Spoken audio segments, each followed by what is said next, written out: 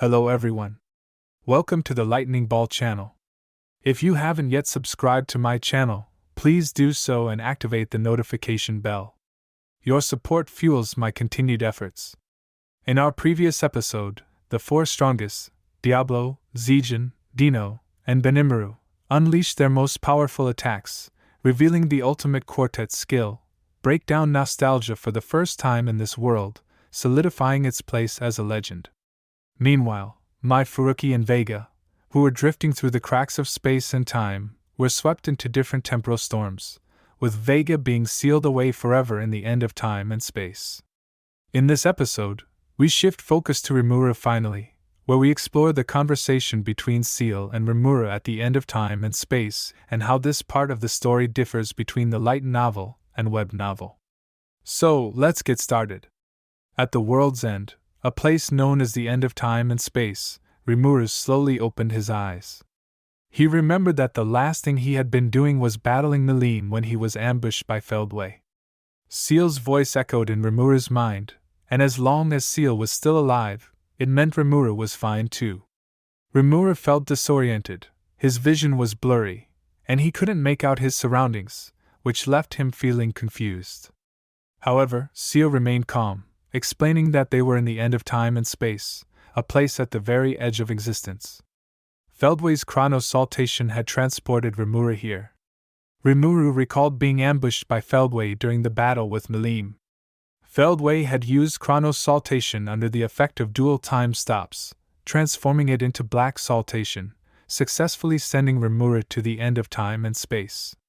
It's worth clarifying here that in episode 113, if you paid close attention to the books or videos, you would know that de Gruel's time stop had already been lifted by that point. Therefore, Feldway was only able to use chronosaltation again after invoking time stop a second time, which resulted in the successful activation of black saltation. When the author wrote Volume 20, this specific process wasn't emphasized, and the introduction of the conditions for black saltation here seems forced. It's made to highlight the point that Feldway isn't always capable of sending targets to the end of time and space. As we delve into the web novel version later, I believe you'll see why this distinction was made. In my personal opinion, this is a part of the story that could use further refinement. Back to the story, Ciel explained that the reason Feldway chose this method was quite clear. Feldway had realized that Rimuru had become a being who could rival, or even surpass him.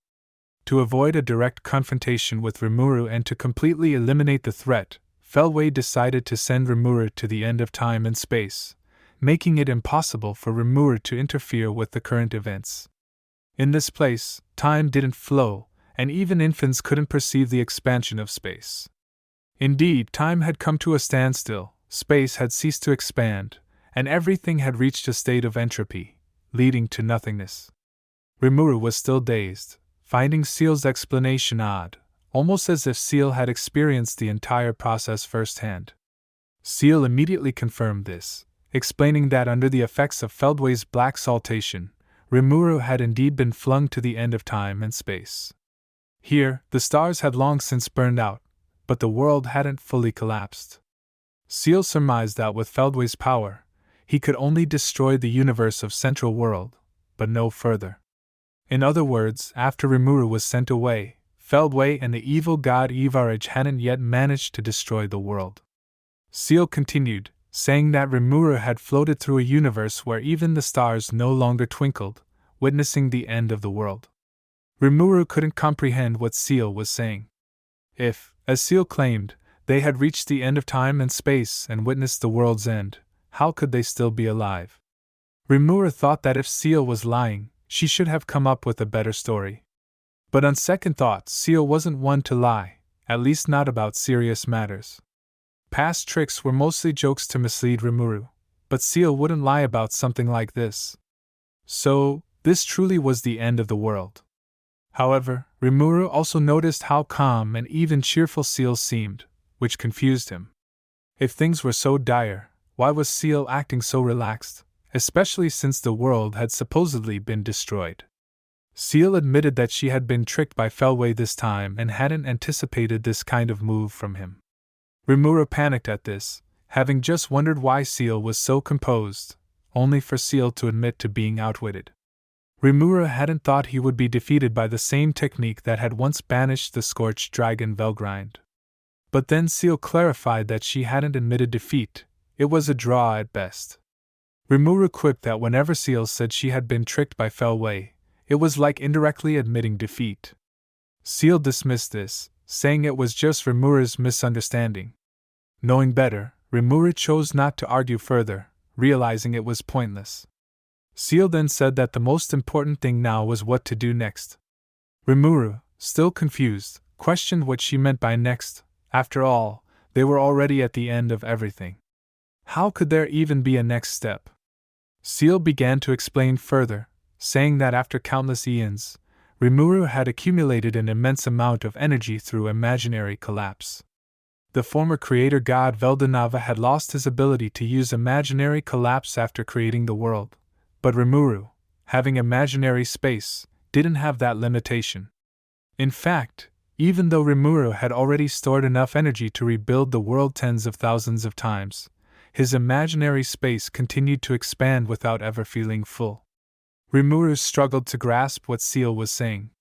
Ciel continued to explain that, with Rimuru's current power, he could completely recreate every memory and environment related to his past, essentially recreating a world almost identical to the one he had known. Ciel then asked Rimuru if he wished to do so. At this point, we need to clarify something that the book didn't make very clear. Unlike Veldanava, who lost his power after creating a world, Rimuru could rebuild an entire world without losing his ability to use imaginary collapse because of imaginary space, which allowed him to store an unlimited amount of power. But question here, if Rimuru chose to recreate a world infinitely close to the past, would that make him the Veldanava of that new world? Returning to the story, upon hearing Ciel's explanation, Rimuru fell silent. He finally understood clearly, this was the end of time and space, the end of the world. After everything had ended, there was nothing more he could do. The people he had once known, Benimaru, Shuna, Xian, and all the companions of the Monster Federation, Diablo and the other demons, Gi and the other demon lords, Ramaris, Malim, Hinata, and everyone else he loved, no longer existed anymore. Yes, in this battle, he had lost. However, Ciel immediately interrupted Rimuru's sorrowful thoughts, telling him he was wrong. The most important thing was that Rimuru himself was still alive. Indeed, Rimuru was still alive, which meant he could recreate everything and live peacefully, pretending as if nothing had happened. But Rimuru couldn't accept that. To him, such an act was meaningless. In a world made up of people he had failed to protect, a world that was nothing more than an illusion, Rimuru wouldn't be able to forgive himself. He couldn't forget the fact that he had survived while everyone else had perished. Even if the recreated individuals had memories that were almost identical, even if their DNA matched perfectly, because Rimuru himself had created them, they couldn't be the same people. No matter how carefree Rimuru had been before, he couldn't ignore this. To look at the world from a god's perspective, to reset everything whenever something displeased him, that was a false world, a hellish reality that went against everything Rimuru truly desired. Ciel rationally believed that as long as the world could be restored to what Rimuru desired, everything would be fine. However, Rimuru couldn't accept that. Reality wasn't like a game where you could simply press a reset button. Some might say Rimuru was being emotional, but reviving his fallen comrades as mere imitations just to cure his own loneliness was something Rimuru would never do, even if it killed him. Rimuru knew he was being stubborn, but he couldn't accept a world that only benefited himself. In such a world, his very existence would rot and die. Instead of relying on the past to comfort and numb himself, he would rather choose a proud and dignified loneliness. Ciel responded calmly, saying she had expected Rimuru-sama to answer this way. Rimuru, now irritated, snapped that if Ciel knew this was how he would respond, there was no need to even suggest such an idea. However, he quickly realized that despite his anger, Ciel seemed genuinely happy. It was as if she had achieved her goal, and Rimuru's frustration instantly cooled down, as though cold water had been poured over him. Ciel's triumphant expression reminded him of long ago, when she would secretly do things without his knowledge, only to reveal them later. As it turned out, Ciel had indeed been up to something. She casually remarked that Rimuru hadn't lost at all, and all he needed to do was go back in time and defeat Feldway. Simple as that. Rimuru was dumbfounded. The idea sounded outrageous. While Chloe possessed the ability Time Leap, which allowed her to read her future memories and perform time jumps, that was still a skill that only worked on her own timeline. In a place like the end of time, where time had ceased to flow, such an ability would be useless. Ciel, unfazed, explained that she had anticipated this situation and had developed a skill called Time Wrap. This skill, by combining time distortion with spatial distortion, allowed for movement through time and space at will, completely bypassing any physical laws. Rimuru was utterly shocked, as this power sounded far superior to Chloe's Time Leap or even my Furuki's instantaneous teleportation. Ciel went on to say that she had long since recovered my Furuki's Lord of Topography after absorbing Michael. Rimuru, now even more exasperated, asked why he hadn't been informed about such a critical piece of information. Ciel coldly responded that she had explained it at the time, but Rimuru had been so engrossed in his conversation with Rain that he didn't even seem to notice. Rimuru paused, remembering his discussions with Rain about trading paintings. There were several times when Rimuru had been negotiating with Rain, and Ciel had grown noticeably cold, especially when Rimuru mentioned painting a portrait of Hinata. Feeling a bit nervous, Rimuru quickly tried to change the subject, asking if Ciel had intentionally chosen that moment to bring up such crucial information.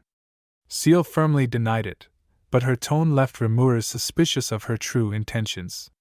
Realizing that continuing to pursue this line of questioning would be self-destructive, Rimuru wisely decided to focus on the more pressing matters at hand. Ciel explained that by recovering and researching my Furuki's ability, she ultimately developed Time Wrap, a skill that surpasses all time and space, allowing one to reach the desired location. My Furuki, due to her lack of strength, could never have fully harnessed such power, but Rimuru was different. Now, Rimuru not only possessed time-space domination but also the infinite energy accumulated over countless ages through imaginary collapse. Ciel added that for Rimuru-sama, crossing time would be a simple task. Seeing the proud expression on Ciel's face, Rimuru realized that Ciel had understood his intentions from the start. Since there were many people connected to Rimuru via the Soul Corridor, Ciel had already grasped the spatial temporal coordinates from that time. Rimuru, now curious, asked if it was really that easy to return. Ciel replied that while it wasn't exactly easy, it was definitely easy now for current Rimuru-sama. This subtle admission of difficulty was rare for Ciel, which hinted at the true complexity of Time Wrap. Feeling completely reassured by Ciel's confidence, Rimuru said they should waste no time and head back immediately. However, Ciel shared her opinion, suggesting that since they had the opportunity, it would be wise to carefully assess the situation and let the battle reach its peak before making their appearance, thus taking down all their enemies in one decisive blow. Rimuru hesitated, worrying that a small mistake could result in unnecessary sacrifices. Yet Ciel remained confident, assuring Rimuru that no such problems would arise. Despite Feldway's previous trick, Ciel was still as unshaken as ever. This made Rimuru question whether Ciel had deliberately allowed Rimuru himself to fall for Feldway's chronosaltation in order to analyze it. While the idea seemed far-fetched, it was entirely within Ciel's capabilities. Ciel smoothly avoided the question by suggesting that since they could choose their moment of return, Rimuru might as well take the time to master his newfound powers while they were at the end of time. As she said this, Ciel began to showcase a variety of intricate techniques. Yes, Ciel was very suspicious. Although Ciel dodged a direct answer, Rimuru recalled that Ciel had issued a warning at the time, so it was unlikely she had let it happen on purpose. Nevertheless, that unexpected setback had ultimately led to Ciel achieving her desired outcome. Rimuru couldn't help but admire Ciel's extraordinary luck. Afterward, Rimuru and Ciel engaged in a lengthy conversation, and even though it was just the two of them, Ciel seemed more spirited than ever, as if time itself were endless. She enthusiastically explained various abilities, her voice brimming with joy that she could no longer conceal. Her typically calm demeanor was softened by a rare, radiant smile, a sight that was truly precious. It all made sense though. While Rimuru had just woken up, Ciel had been waiting for him for an incomprehensibly long time, an eternal period of solitude. Rimuru, deeply moved, couldn't help but admire Ciel even more. It was no longer just about mental strength, what she had endured was beyond that. In short, since time didn't flow in this place, Rimuru had ample time to master the powers he hadn't fully controlled before, as well as time to organize his plans for the future. Now that everything was in place, it was time to collect on the debts he was owed.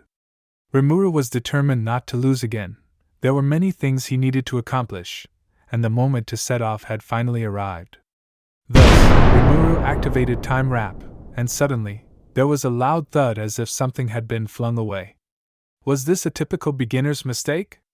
Ciel quickly reassured Rimuru, saying it was just his illusion, nothing happened. Rimuru figured it was probably some debris floating in the interdimensional space and didn't dwell on it further. After all, it was his first time, and a minor slip-up was to be expected. Well, we all know it was the poor Vega. As the journey continued, Ciel responded to Rimuru's commands with her usual unwavering confidence. Rimuru could feel Ciel's absolute trust in him, and he vowed to always remember that feeling. To honor Ciel's faith in him, Rimuru promised himself to always make the right choices, not just for himself, but also for those who believed in him. Though he might face challenges and possible failures in the future, Rimuru knew he would no longer taste true defeat. It was time to break the chain of misfortune and build a bright future. Alright, that's all for this video. Now let's talk about some interesting differences between the web novel and light novel versions of this part of the story. First, in the web novel, this end of time and space conversation appeared during the final battle. Since Rimuru, having mastered imaginary collapse and capable of creating tens of thousands times of universes, was for sure an unbeatable force, facing any kind of challenge didn't make much sense. So here in the light novel, while the battles are far from over, the author indicated that Ciel's plan was to stay hidden and only appear at the final critical moment. The second point is about the activation of black saltation. It's clear that the author realized it wouldn't make sense if Feldway could casually activate Chronos saltation and simply send an opponent to the end of time and space. Therefore, an additional requirement was added. Feldway needed to use time stop in the time-stopped world and simultaneously with Chronos saltation to create the black saltation effect. In the web novel, this part was handled more smoothly. There, Rimuru's final opponent was Yuki, and the activation condition for black saltation was the stacking of two identical magic spells, which is extremely rare. As you know, no two people can produce exactly the same magical effect. In the web novel, under the condition of time stop, only one type of magic could be activated: primordial magic. Yuki had mastered this magic and correctly judged that Rimuru's main characteristic was his ability to analyze and learn. As expected in the time stop world, Rimuru fully analyzed the primordial magic and successfully used it. However, Yuki was even smarter. He knew Rimuru would use an opposing primordial magic to neutralize Yuki's, so Yuki secretly added a twisted skill that reversed the nature of Rimuru's primordial magic. This created two identical primordial magics, fulfilling the activation conditions for black saltation and sending Rimuru to the end of time and space. Doesn't that feel like a much better design? Up to this point, we've covered the latest volume of TenSura's light novel, finishing a total of 127 episodes, from Volume 7 to Volume 21. I think you've all gained a pretty good understanding of the overall plot and some of the intricacies of the skills. In the upcoming episodes, I'll be doing some TenSura-related breakdowns and making predictions for Volume 22. I'll update the community with the upcoming plans, and I welcome everyone's discussion. This channel will keep running 100%, and will continue sharing more interesting content. If you enjoyed this video, please like, comment, and subscribe. Your support is greatly appreciated. See you in the next one.